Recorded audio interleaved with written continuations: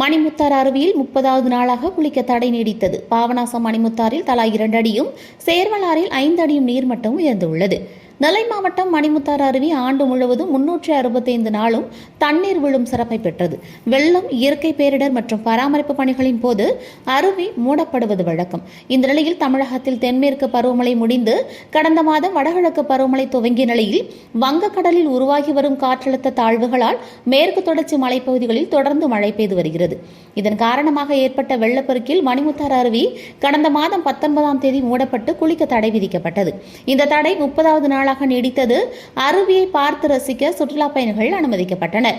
முந்தைய நாள் காலை நிலவரப்படி மணிமுத்தாறு மலை நாளுமுக்கில் 14.4 சென்டிமீட்டர் மழை பெய்துள்ளது.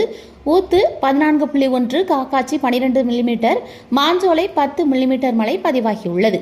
மணிமுத்தாறு அணையில் முன்தினம் 106.70 அடியாக இருந்த நீர்மட்டம் 2.8 அடி உயர்ந்து 108.80 அடியாக உயர்ந்துள்ளது.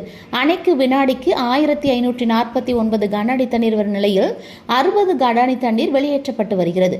பாபநாசம் அணையில் முன்தினம் 125.85 அடி தண்ணீர் இருந்தது.